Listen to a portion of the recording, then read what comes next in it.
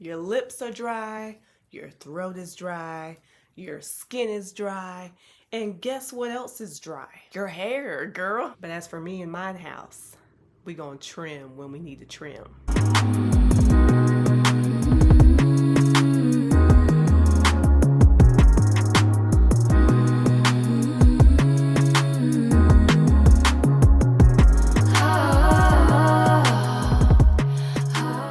Shoot fire. We're back. I'm back. Hello one, hello all. Welcome back to my channel. My name is Clarissa and today I am going to be giving y'all some of my favorite tips and tricks for natural, curly, kinky hair. So I've been thinking a lot about what I wish I had known before I went natural or while I was discovering my hair and trying to figure out what I needed to do and what I didn't need to do, and I kind of had to learn through trial and error. But now that we are here in 2024, shoot, we're halfway done with 2024, there are a lot more resources out there. There are a lot more people like me and so many other people that are sharing information and sharing our experiences. And I thought, if I was going natural in this day and age in 2024, what would I want to know? So I jotted those things down and I'm gonna tell y'all the tea. Some things you probably already know, some things maybe you don't know, but these are tips that have worked for me for years. I went natural in 2016. I've been doing this for a while. Okay, I grew my hair down to tailbone length, went through some things that kept chopping at my hair, but we're getting back to it, flourishing and growing healthier than ever before. So I need to refresh my hair first of all, real bad, because, okay, let me not lie. Okay, it doesn't look bad, but there are a couple of little frizzy wizzies. Nothing wrong with frizz, but I have an event tomorrow, so we gotta look, A1. We gotta look A1. So I'm just gonna go through and refresh some of my little frizzy wizzy pieces while I talk about some natural hair 101 tips. First things first, I need to drink some water. And that is actually tip number one. Some of y'all ain't drinking water, okay? Some of y'all are walking around here dehydrated. You hear me? Dehydrated. Your lips are dry. Your throat is dry, your skin is dry, and guess what else is dry? Your hair, girl. Drink your water. And along with drinking your water, eat fruits and veggies. You can eat all the supplements you want. You can take all the vitamins you want, but guess what? There is nothing like vitamins from the source. Drink your water, eat your fruits and veggies, get good sleep, manage your stress, keep those cortisol levels down.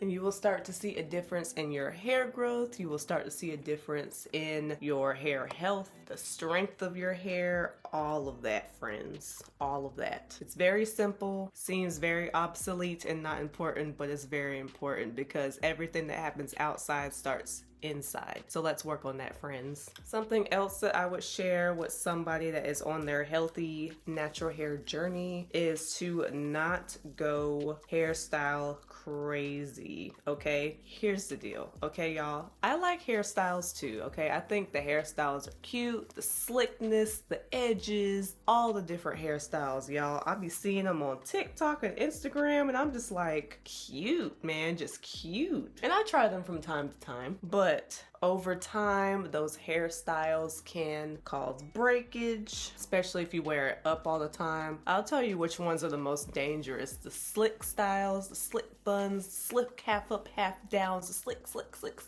Anything where you're just slicking it down, you gotta glob a big thing of gel on there. It's cute, but it's dangerous, okay? And your hair may pay for it later if you're doing styles like that every single day. Okay, so just be cautious with that. I'm a very simple girly. I try to branch out there, but I think I can attribute a lot of the health of my hair to the simple fact that I just leave it alone. My hair is normally down like this. I have it up in a bun / puff. I have it back in a low ponytail like this. I put it back in a claw clip. Styles that are low tension, not altering my curls too much, not putting any tension or strain on my curls too bad, because over time it'll get you.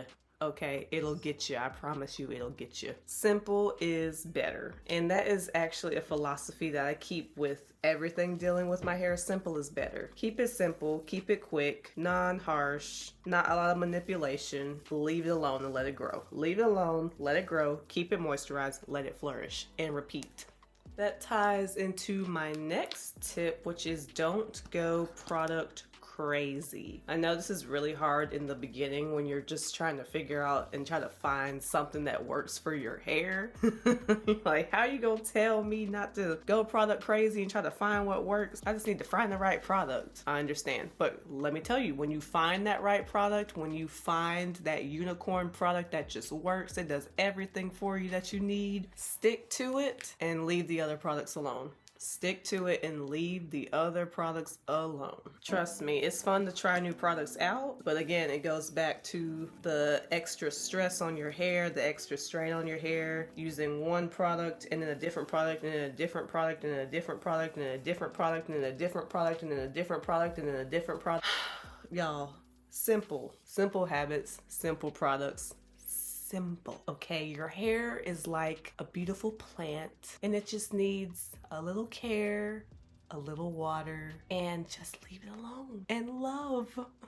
But yeah, it's okay to have products that you want to try out, but like have a baseline. I have a baseline of products that I always can fall back on when push comes to shove and something doesn't work. I have a baseline of products that I know work great, will moisturize, will keep my hair for about a week, and they just do the job every time. Next, trim when needed. Now this tip looks different for everybody. What you need to trim and how often you need to trim is going to be different from the next person. Just depends on the health of your hair habits. It's so many things that go into why and when and how often somebody needs to trim. But when you see that you need a trim, do what you need to do. And this goes both ways. So if you do the scheduled trim thing, which I don't recommend, because it just varies. It's dangerous to do that because you could see a split now or you could see a damaged portion of your hair now, but I'm not supposed to get a trim for another XYZ weeks, so I'm gonna leave it there. No,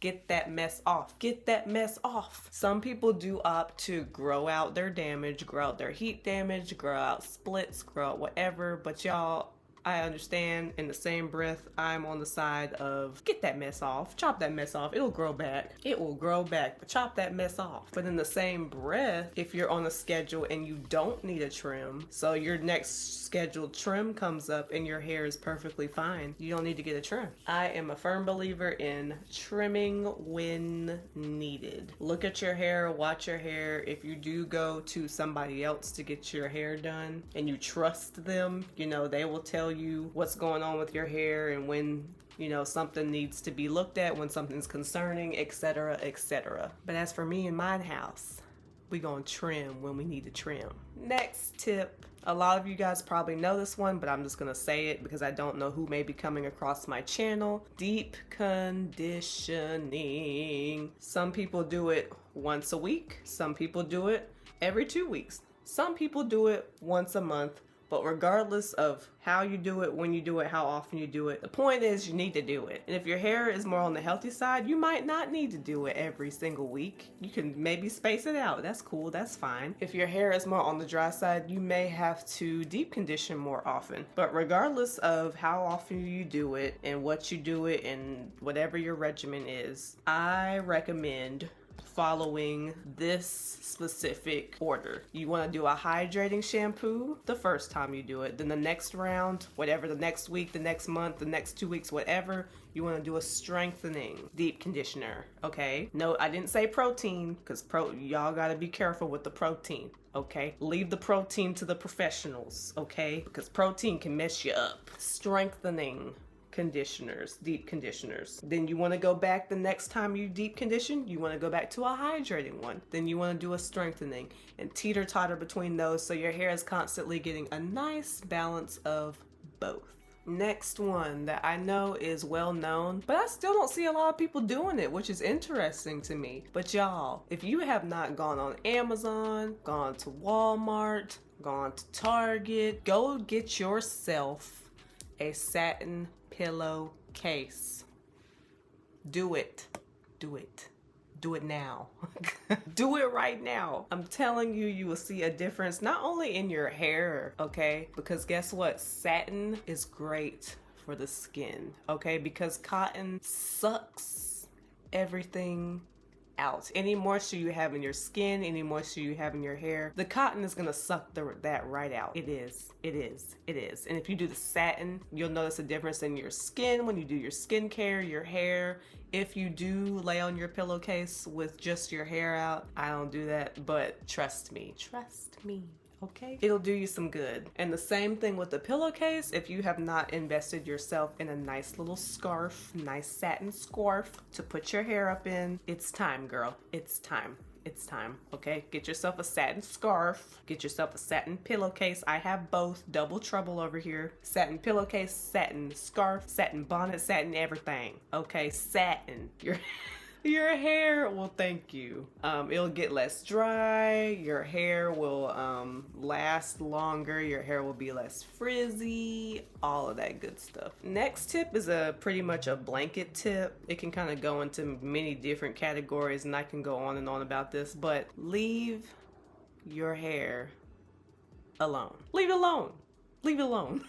And what I mean by that is, I've already said, you know, like, keep the hairstyles simple. You can do so many cute hairstyles without having to slick it back and beat your hair up trying to get it to do what you want it to do. And I have this thing. I notice a lot of other curly girls have this issue too, so I'm not the only one. I have, let me see if I can find the section. I have a little hair section right here, and it's tougher, tighter, and at one point had more splits than any other part of my hair. And it was because of this one reason, because I was doing this every single day, just pulling at my hair. Not pulling my hair out, just pulling at my curls. Y'all, okay, I know our hair is beautiful, it's luscious, it's amazing, it's unlike anybody else's hair, okay? Curly hair is so unique, so beautiful, so diverse, so unlike anybody else's hair. But your hair is going through the wear and tear of the week, from brushing against your clothes, from the environment, from all this stuff. And then you're gonna put your hands in your hair and just pull at your hair all day, day in and day out, day in and day out, day in and day out. And then what happens? That particular section gets dry, you get splits, you get all this stuff. And that is the consequence I had for this little section for a while. I mean, up to the point where even to this day, I still have issues with this little back section because of how much I was putting my hands in my hair. So when I say leave your hair alone, I literally mean, like, leave your hair alone. Stop touching it. Stop touching it, girl. I know it's hard.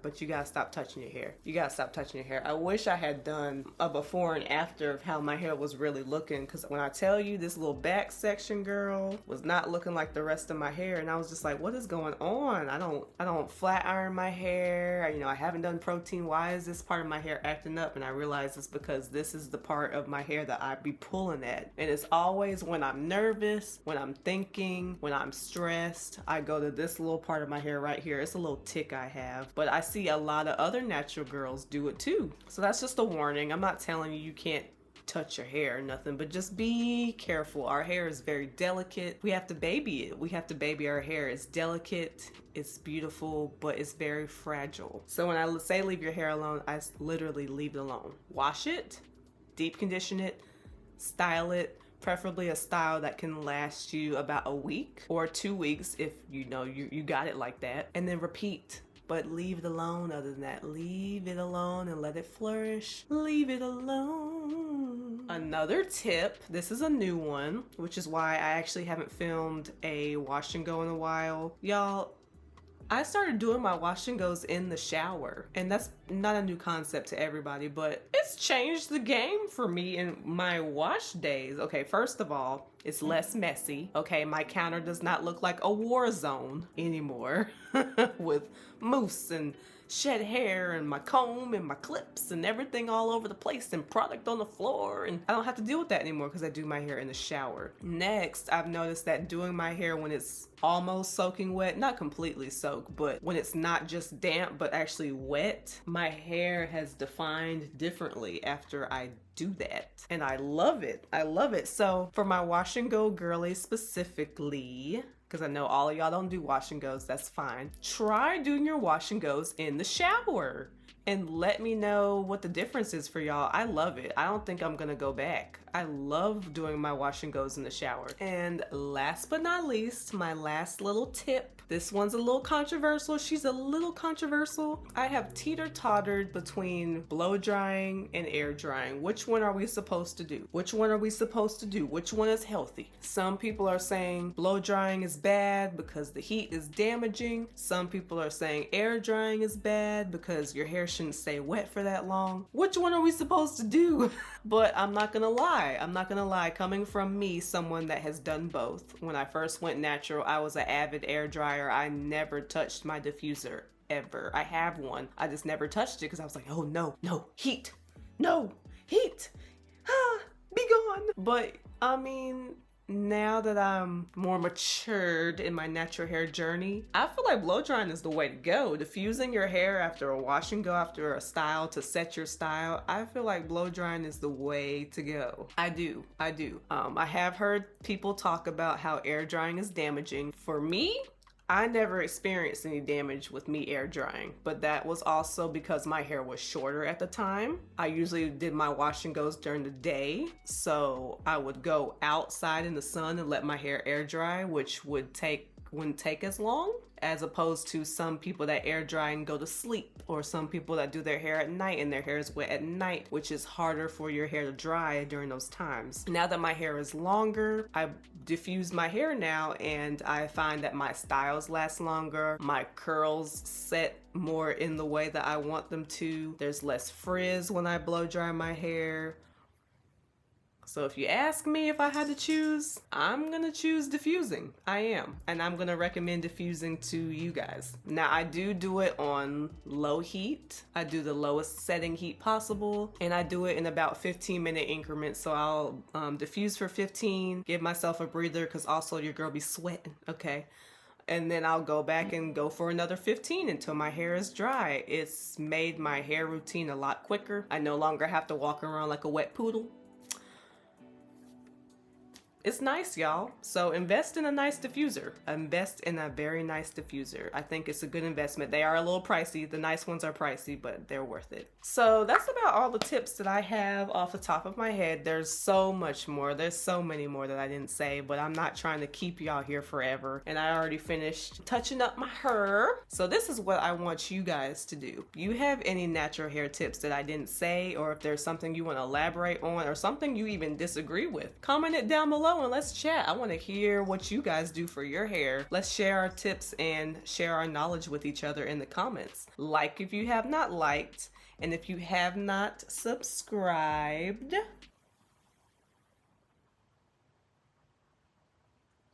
why don't you go ahead and subscribe? It's free, and I would love to have you on my channel. But thank you all for watching me in yet another video, and I'll see y'all in the next one. Peace out.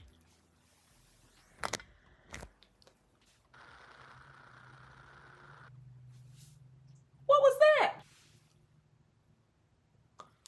Oh,